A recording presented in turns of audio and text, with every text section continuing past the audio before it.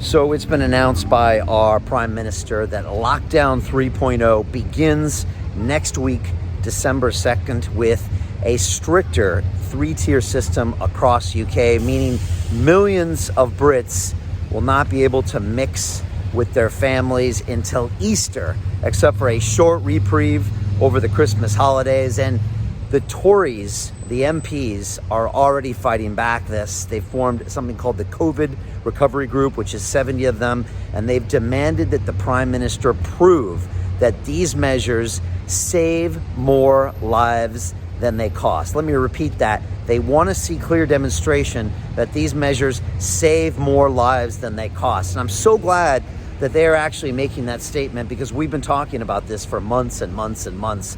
Everyone is focused on this figure that gets bandied about every day on the front page of newspapers of quote unquote COVID deaths, but no one is talking about the deaths that are going to come from cancer years from now because no one got treatments, the deaths that are coming from suicide, the deaths that are going to come home from mental damage, the deaths that are going to come because we can't fund our NHS, because we have no tax revenue, because we have no economy.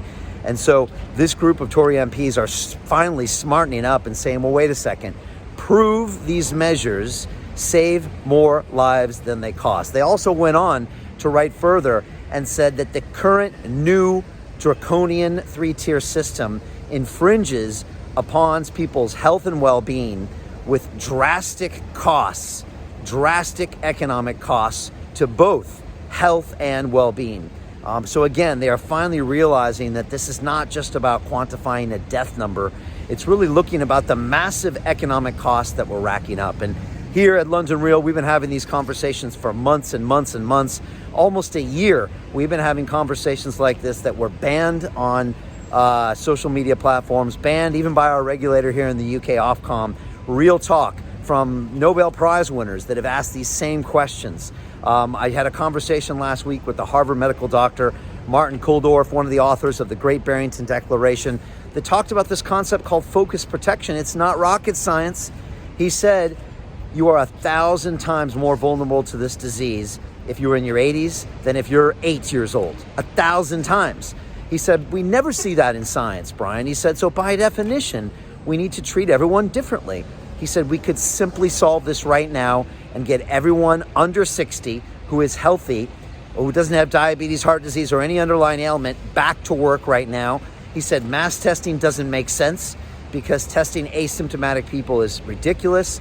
He said, from a scientific health perspective, none of this makes sense. We need to protect our elderly. We need to test more in our care homes. And we need to protect those with comorbidities. But other than that, we should get everyone back to work.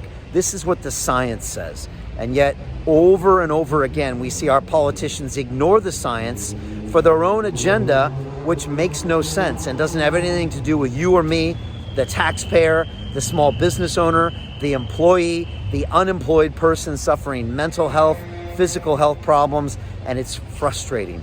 We have a total lack of leadership.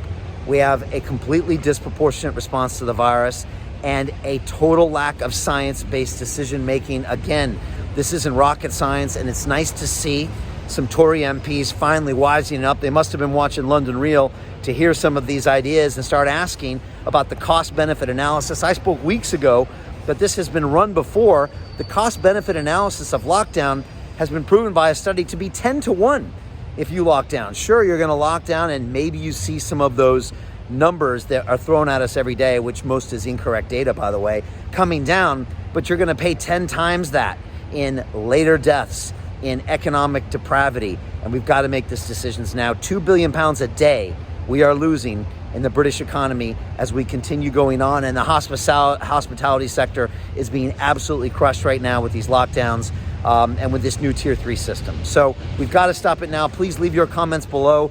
Do you think Lockdown 3.0 is a good idea? Do you think we shouldn't be able to mix with our families for months and months and months?